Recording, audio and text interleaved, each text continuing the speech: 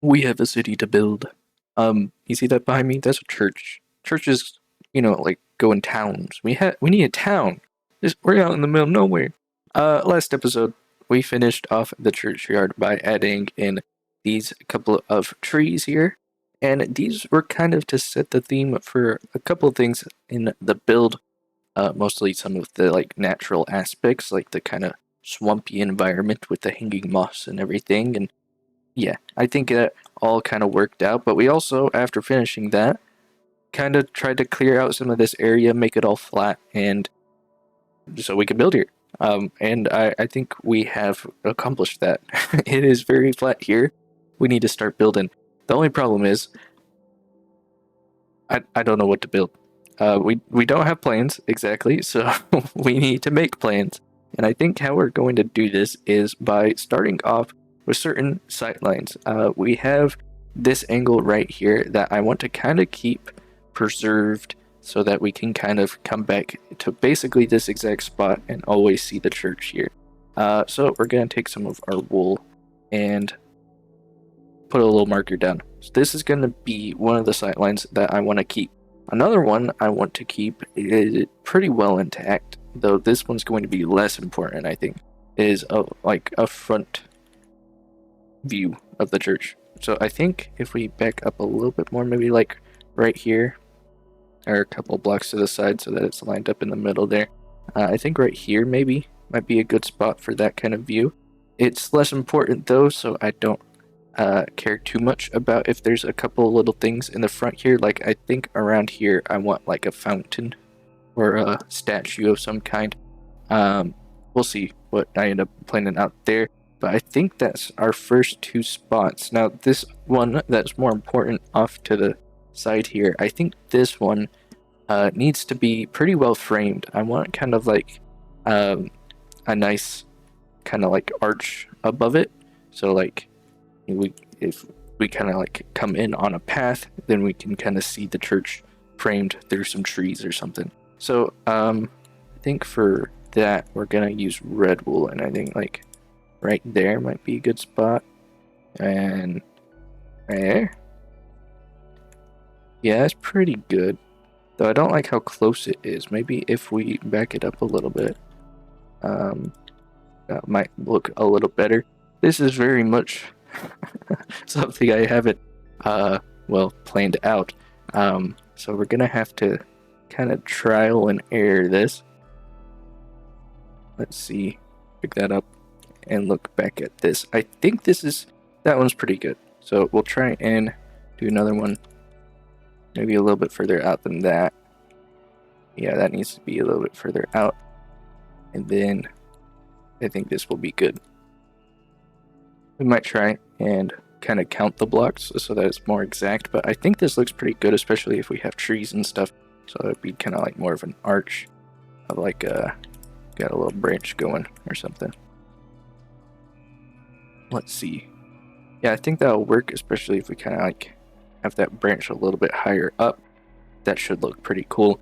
All right, now we just need to make trees out of this, I think, and also plan out the rest of kind of the path here. So I have some green wool. I think that's probably going to be our best option. We don't want to be able to really see the church as we like go down this path. So like we don't want to have too much of a view of things. This might be a better thing to plan off camera, honestly. Let's try and like maybe plan out this little courtyard I want in front here. I don't think it'll be quite the size of that, so I think what we'll need to do is count from here a little road. So that'll probably be about like 7 blocks across. That's 8 blocks across. Oh well. And then a little sidewalk that can be about there. And then should that be the size of our courtyard? I don't think so. I think that's a little bit too big still.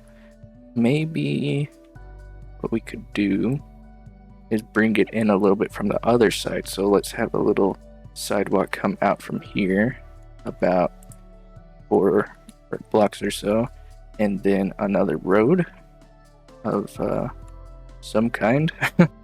Maybe let's make it a little bit smaller. Let's make it only like 5 blocks. That's 6 blocks. That should be good.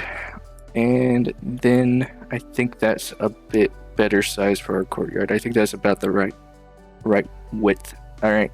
And then I think we'll need to kind of square off. I don't want it to be too big, so we're not going to make it the full size of the church, but maybe like to this fence post right there. And on the other side, it's this same fence post. That's pretty good, I think. All right, I'll square this off with wool in a second, and then I think we'll try and gather some resources for these trees.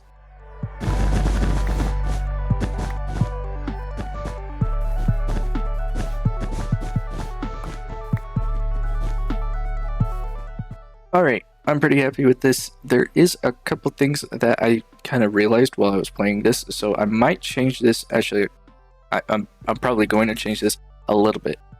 Basically, I don't think we need this gap in between the fence and the courtyard. I don't think we need that. Maybe just like a little one, so like a little kind of gap right there might be worth it. But the way it is right now, I kind of like have the idea of like a road right here. We don't really need that to kind of like make sure this was clear. That was the idea of why there was a road right there. We don't need that. What we can just do is have a road go this way, and then you have a road that you can walk down and see the church for quite a while. I think that would actually look a lot better. So we're going to change the plans a little bit. We're gonna move this whole courtyard about 5 blocks towards the church, and I think that'll look better a little bit, just a little bit. This is what the planning's for. Let's go ahead and move this, and then I have an idea for the trees.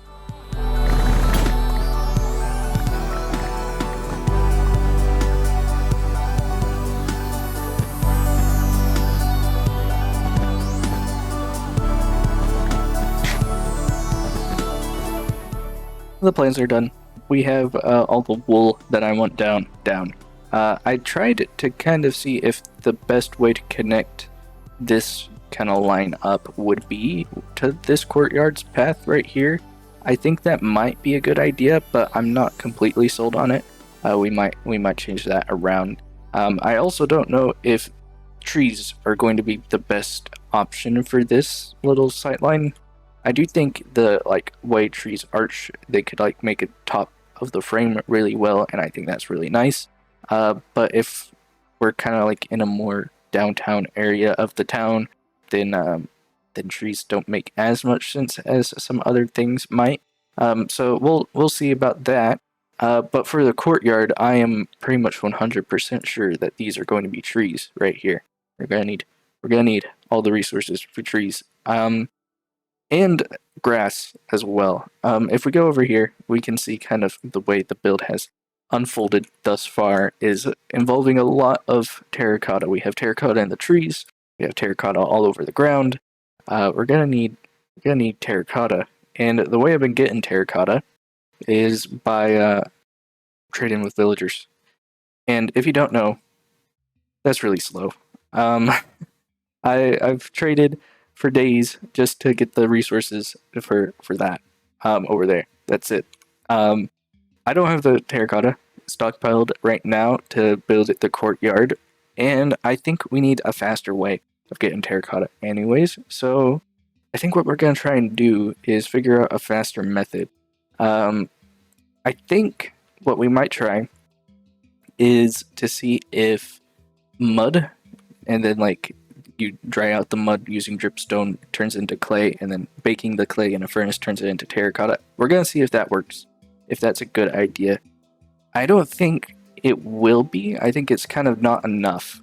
So we might just end up mining it from a mesa, but I want to see if we can do it renewably first.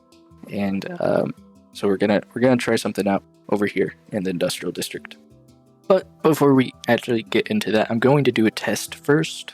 I think that's really smart. We're going to see how big this actually needs to be in order to outpace my villagers. I have a big fear that is going to be very big, and we're not going to be doing that this week. We're going to just build a small version. I have about 30 cobblestone, so that's our limiting factor. Let's place 30 cobblestone mud on top of the cobblestone dripstone beneath it, and see how long it takes to dry out all the clay. And if it takes more than like 2 days, it's too long, and we're going to just go mine in a mesa for all the resources we actually need. While we're waiting on all of this to dry out, news. I have news. If you remember last year, around this time, I think, though maybe it was a little bit later into the spring, I got pretty busy. I wasn't sure if I was going to be able to maintain my weekly upload schedule. And, well, it's spring again, and I'm once again busy, and I'm once again unsure if I'm going to be able to maintain my weekly upload schedule. I'll certainly try, of course, but I just really don't know. It might just result in really short videos, and I'm not kind of too interested in doing that. I would rather them be about 10 to 20 minutes still. So we'll see what I end up coming up with. It might be 2 weeks per upload. Who knows? It shouldn't really impact too much, I don't think. But I figured I'd give you guys a heads up in a main video, and yeah, we'll see what happens. It should be done now. Let's get back to it. 18 minutes, or really just under 18 minutes, so definitely under 2 days. Just a little bit. I don't know. I kind of in that weird spot where I don't know if it's quite under 2 days enough. Though of course, once we build more, then it doesn't actually like make it take longer necessarily, so it could be worth it. It would need to be really big. It needs to be really big, and that requires spawn proofing underneath because it'll cast a big shadow unless we make it tall instead of wide.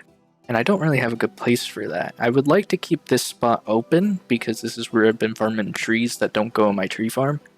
So maybe somewhere like over here. We do have a mob farm right there, so maybe not right there. I don't know. We'll try and figure something out. Though it does need to be accessible so that I can go through and place the mud and dig it up. So we'll try this out. We'll make a big farm, see if it works.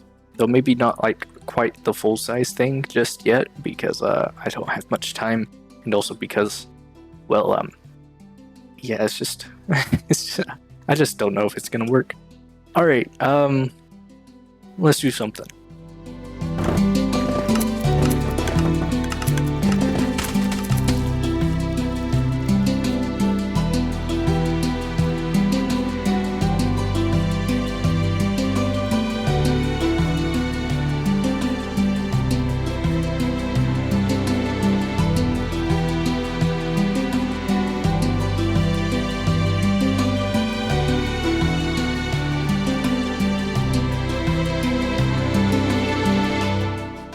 Four stacks, 30 minutes. I think that's pretty nice.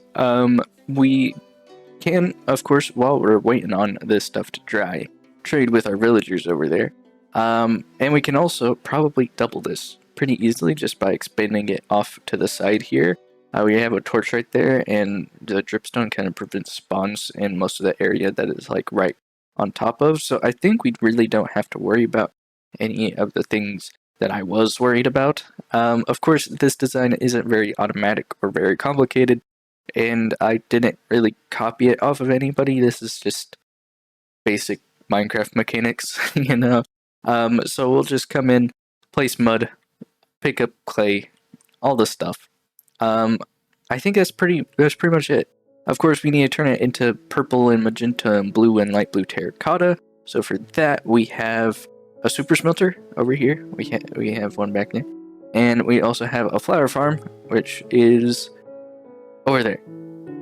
So we have all the dyes we need. We also have an iron farm right there, so it makes a bunch of poppies, and a bone meal farm for white dye that's up there. So we have everything we need, I think, to go ahead and kind of craft up a bit of terracotta.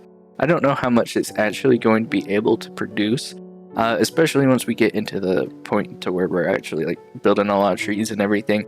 But I'll kind of leave it running, kind of like gather stuff up over the weekend and kind of see what we end up being able to do next week, because I think we'll have to call it here for today, unfortunately. So thank you guys all for watching, and God bless.